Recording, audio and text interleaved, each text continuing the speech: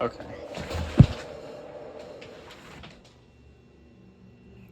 It's a little quieter, but the hard drive for the Color Classic 2 is still on. Okay, guys. Actually, welcome back to another video. Today, I'm going to be taking a look at a Powerbook 170. This isn't mine. This is actually my friend's. Now, we're going to be diagnosing today. Not particularly fixing it, because I don't know what's wrong with it. I'm hoping it's just the simplicity of replacing the drive.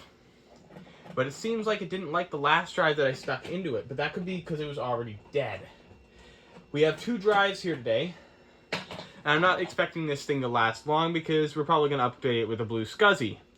Now what a blue SCSI is, well these are two SCSI HDDs. You can tell that they're SCSI. Just by the pins. But now what a blue SCSI is a device that basically emulates a SCSI drive. Emulates as being, instead of it being like an SD card straight to SCSI, it emulates a it basically emulates an image. So it uses an SDA file, and an SDA file can be opened up in emulation. It can be opened up, actually, that's already opened. It can be opened up in multiple different emulation software, and it will just run when you plug it in.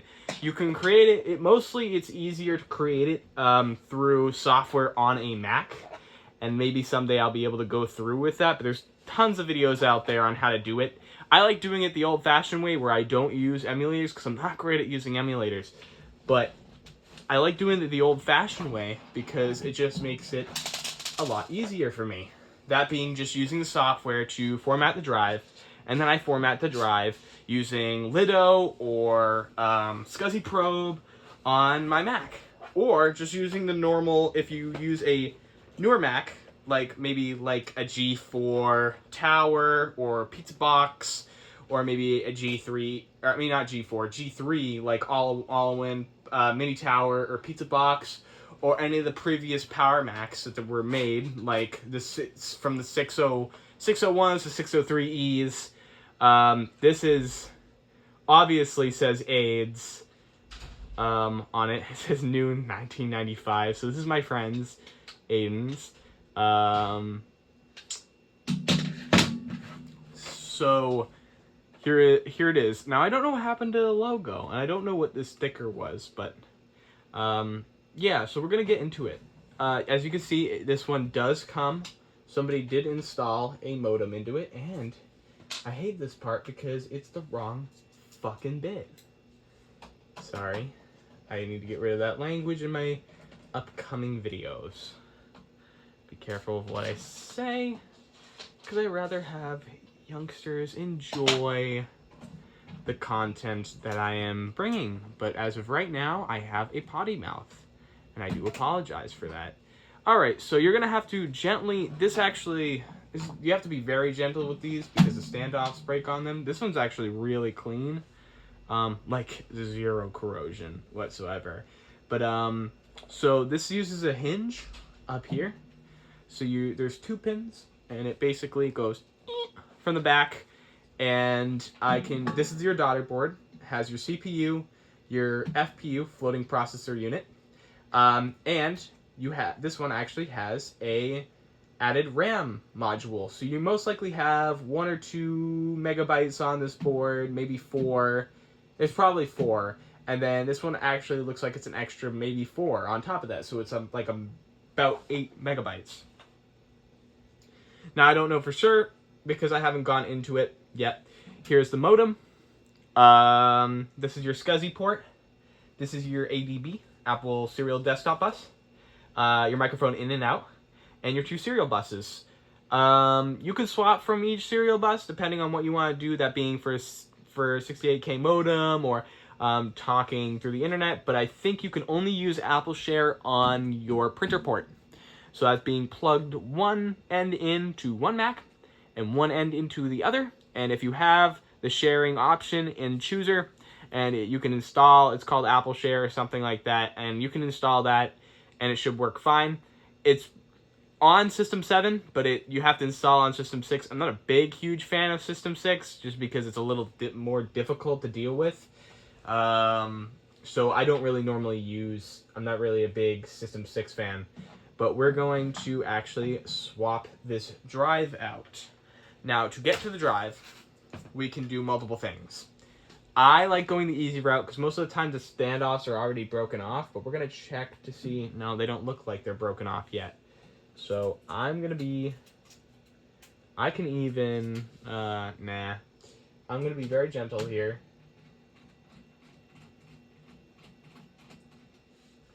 See what I can do to get this thing apart, because this one's really clean. I like this one. It's very nice, but I don't know if the actual SCSI bus is functioning properly on it. We will have to find out, because I'm pretty sure the quantum drive that I brought out actually does work. Now, I don't really agree with quantum in general. They're really cheap, and you can just pick them up and be like, damn, this thing is made out of garbage, and you are right, because they absolutely are. Now, I like the IBM ones better, like these, and I think this one, I don't know who made this one, I don't know yet.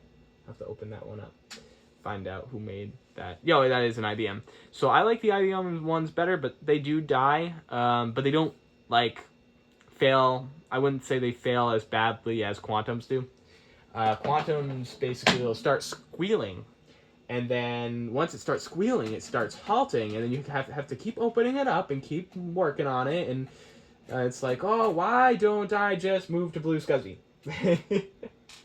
So we're just gonna move on to working on this. Now, from what I understand is, yep, it does. So this is the highest end computer on the first line. I think it was the Powerbook 100, 140, and 170. Now this is the highest end model, and it has a active dot matrix display on it. So it does get that ring of, it's called tunnel vision, where moisture gets under the LCD and it goes around the outside, and it's like a black hole, and it does come really quickly on this one, which is fine, because I don't think my friend Aiden's going to be using it that often, so that's not that big of an issue. Now, if you see right here, should be a little latch that you basically push down, like right into here, and this should pop up. Yep, right like that. Now, I could remove this, but I also think that I don't need to, and I'm worried that I might break off that standoff, so I'm not going to. I think if I just very gently remove this, sometimes these don't like coming out, especially if you got a bad one, but here is our drive. Let's void the warranty. And I'm pretty sure I booted off onto 7.5 on this one with a 165. I think I had a 165C or a 160. And it had a dead screen. It experienced the sad life of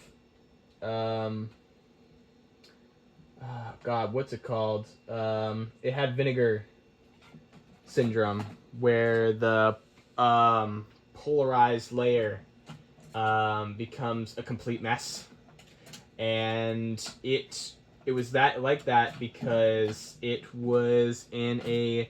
It looked like it came. I bought them off of eBay. Yeah, see that fucking standoff? That's broken, like broken. That's fine though. We can deal with it. That's fine. I've had to deal with worse. If this little Go drive would get into its place, like it should. Yeah, there we go. It's a little chunky. Yeah, it's not the worst thing I've seen. It was really corroded, but I have a Powerbook 150 that is by far the worst Powerbook I've ever had to work on. By far. Because it's gone. The board is destroyed. Now, I'm probably going to sell off the board to someone, because somebody seems interested in it, which is kind of cool. Ooh, I worry about this one. I'm going to be very gentle and let that one do its thing. And hopefully, if I plug this in. Now, the thing about this is I don't know what up top is needed to power it on. But it requires this plug to be in to power on. Which is great, because I hate that. Because I'd like to know if it works from just the bottom. So we got to actually assemble it. Now, the easiest way to assemble this is to, what I like to do is just tilt it up like this. And grab these with two of my fingers. Go down. See if I can, boom. And that is basically reassembled. Yep. And we're going to find out if it works. Gotta be very gentle with these hinges, too. I do want to cast a molding for these, so I can rebuild one from scratch at some point, or just 3D print it. No matter what works, it works. It's always a good sign when it does the chime. 25 megahertz is pretty good, you know, for the time being. Ooh.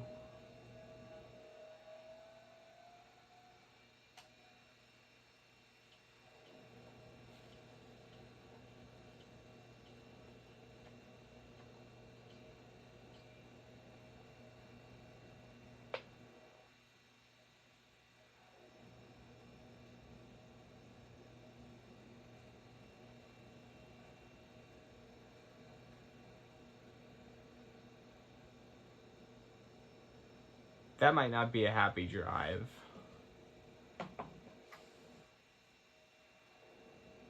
It wants to boot from it.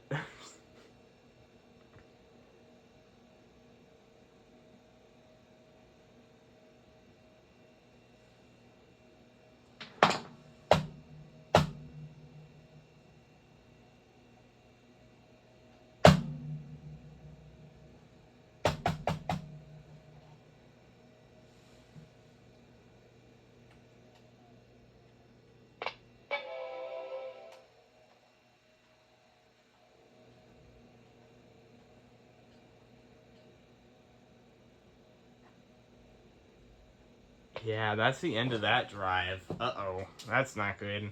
Okay, well, we'll try that one other drive that I have, because that one's gonna give me trouble. Because Quantum, we make the best drives ever, and we also partnered with Western Digital that one time, and we were put in every single Mac. Thank you, Quantum Fireballs and the Macintosh G3s. You're so good. Power Macintosh G3. Quantum fireball situations. Hey, at least they're IDE.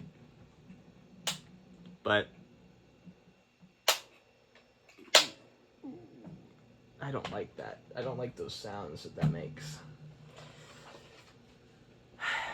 Alright. Well, it wasn't a really good fit anyway, so we'll take you out.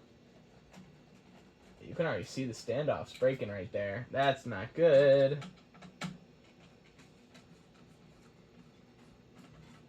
Even got to be careful with the CPU daughter board. That even has terrible standoffs. So the CPU daughter board, what it seems like it does is it has all the controllers for the video, for the CPU, the FPU, the RAM, and the audio. Or actually, maybe no. I think maybe, I wonder, because maybe, well, it would also have the ROMs on it. So maybe it's the ROM, CPU, FPU, RAM, video of RAM, and just everything that has to do with, you know, powering the screen. And then I wonder if the rest of the board, like the SCSI bus is on the bottom board. You got the SCSI bus, ADB bus, you know, audio in and out, that sort of thing at the bottom board. So let's see. Let's pop this open. All right, you come out now. We didn't want you in there in the first place.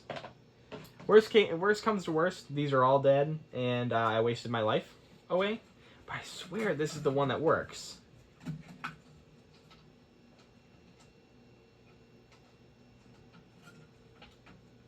Because it's all yellowed from the corrosion? That's gotta be it, right? It's been a long time.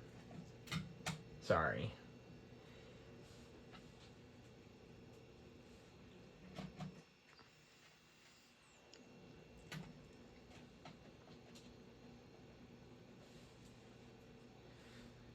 You know what they should have done is just screwed it straight to the plastic and not to fucking metal standoffs that go in and out.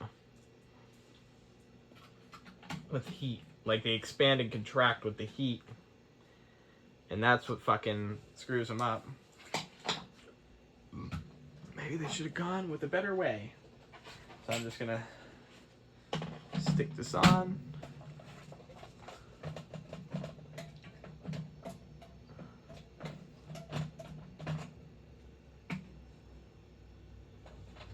Hopefully my friends don't call me, because I told them I was going to make a video. I even told Aiden I was going to make a video on his computer. And I hope they don't ring me, because they're really annoying like that sometimes. They'd screw up the video if they did.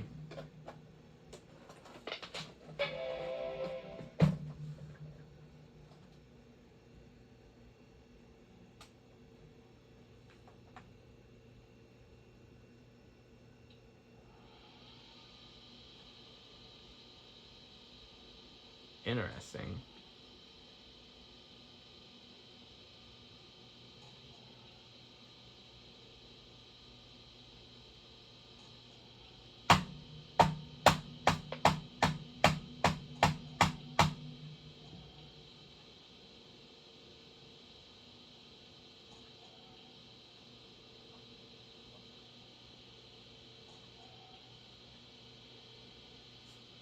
That's very interesting.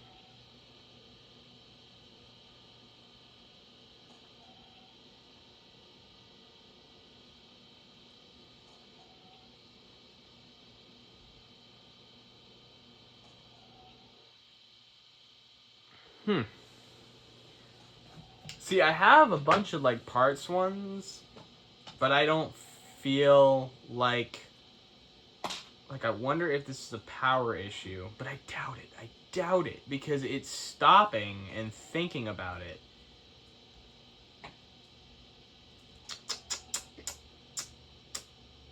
Interesting. Okay. But it keeps shutting it off and turning it back on, so are the heads stuck? I can't fucking, open up the computer and do both at the same time. That's like what the problem is like you can't run it. I mean, I guess you could halfway. Nah, it would ruin the ribbon cable. You don't want to stretch that ribbon cable.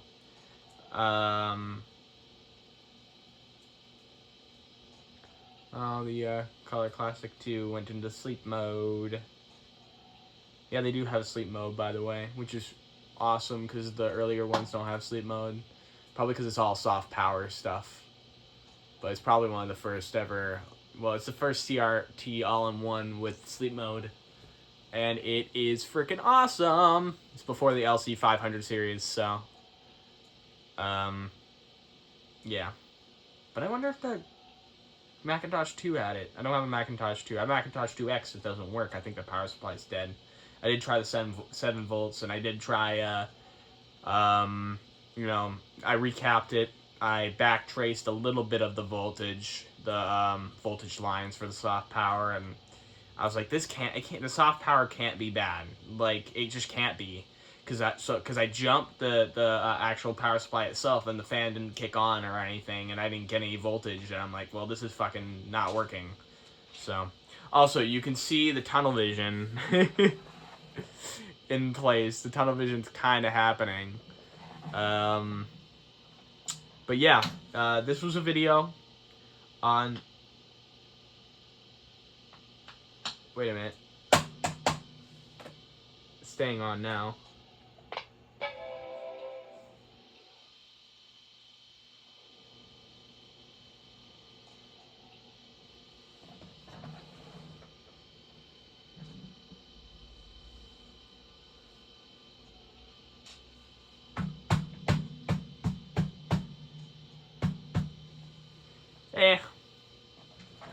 It is what it is. Have to actually test it with a good known working drive if I want to know what's wrong with it. So, yeah. Thanks for tuning in. This was just a diagnostic of this laptop, just a little review over of it, about the PowerBook 170 in general. The PowerBook 170 is pretty good. I would definitely recommend it as if you want to just screw around with a old Macintosh laptop, it's great. Problem with the 150, like I was mentioning it before, is that they actually changed out the clock battery for a different type of clock battery. I can't remember the name of what they changed it to, but they explode all over the board. So not only does the actual battery for the machine itself explode, but the clock battery does too. So it's all fun all around. These are very nice because of their speed. They're very nice because of their really like high-end screen. It's just really nice. It looks just like a Game Boy, but hell of a lot better because it's like crystal clear. Well, it basically is a Game Boy screen, but it's just so much better than you could ever imagine. Only problem is, like I said, tunnel vision. But if you can get a screen that doesn't really tunnel, or you can find a way of repairing the tunnel, I think it's well worth it. Because the 140, the 145, 145B, 160, 165, 170 or 180. No, actually the 180 I don't know about. I think that's an active matrix. But all the passive matrix displays, and I think maybe the active ones, well, they all need recaps. And the problem is that if you have one that's too far gone and it's eaten away, I've had ones catch on fire. Twice, actually. Brand new caps into the place. I even removed all the screen. It was just a screen, and it's, you know, no, it wasn't even the backlight. Backlight wasn't even attached to it, and I put it all back together, and this happened twice. Just catches itself in flames, because that battery, the capacitor corrosive eats through, and then like shit gets, because of how thin the boards are on that screen, it just shit touches, poof, starts eating away, and I'm like, this sucks. Like, it really does. You got to make sure if you're gonna buy one that it works ahead of time, then recap it as soon as possible, so you know that it's not too far gone. Because as soon as that screen doesn't turn on and you would like move that brightness knob and it's not turning on, it kind of means that you're kind of screwed, unless they haven't already eaten through the traces.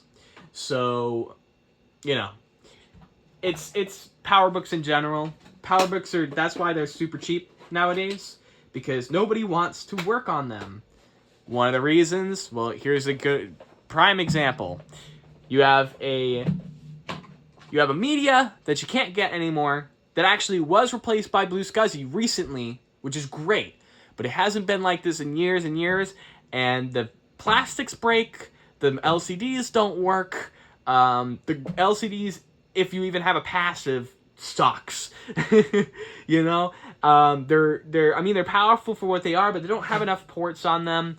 You have to rebuild the batteries. You have to make sure there's nothing corrosive on the inside. You have to do so much preventative maintenance. It's like, would you buy that, or would you buy a compact Mac? Where basically if you buy an SE, you're set. SE doesn't need any recaps unless it's the SE30, except for the maybe the analog board power supply. And they just have the CRT monitors, and they'll go flick, boop, done, you know, blah, blah, blah, blah. If you end up having issues, sometimes it's RAM. There's a couple RAM issues that they can have, and some ROM issues, but they're mostly like solid machines. My favorite being the SE30.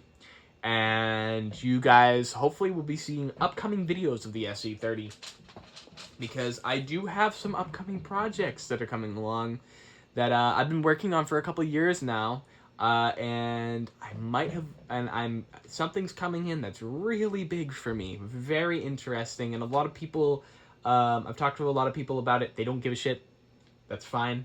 But this is really exciting for me because I'm finally able to become a part of this community, which is great.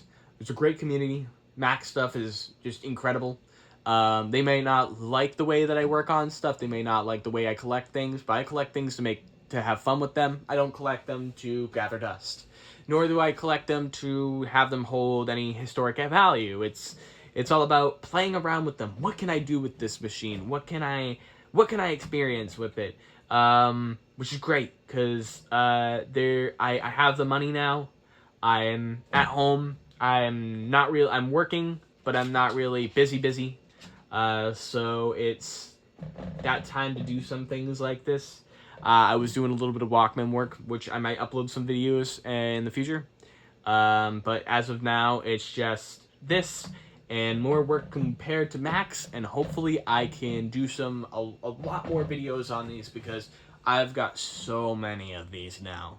I hit the mother load the past couple months, and I might soon be getting something even better. That might be a Lisa.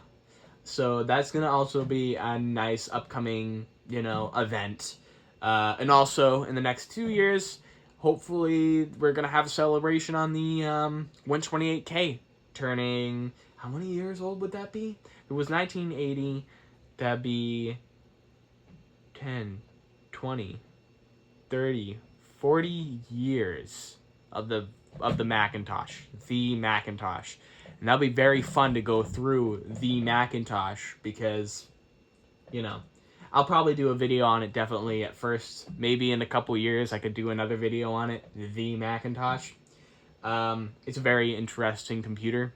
I really enjoy just compact Macs in general. Not being the 128K because that thing is junk. It's really cool, but junk. That's being specs and stuff like that. You'll find out why later. But yeah. Thanks for watching. This has been the Powerbook 170. And hopefully I'll have some more videos of my Powerbook 170 in the future because my Powerbook 170 is a mess. It's a mess of parts. It's like a 140 bottom and a 140 like bottom board and the 170 board on the top and the 170 monitor, and it's got like all over the place stuff. And it's a very interesting one because it actually did also have a SCSI bus failure. So it took me a while to find one that was from the same time period that actually had the same like logic board without the daughter board because they have different daughter board connectors. So I'll get into detail about that later. But for now, thanks for watching. I hope you guys are ready for some upcoming videos because I sure am. I want to be looking into more stuff too because I got stuff like Macintosh TVs, Color Classics, SE30s, basically you name it. I even got a Macintosh portable. So yeah, it's gonna be awesome. I got some things I got to work on too. So thanks. All right, bye bye.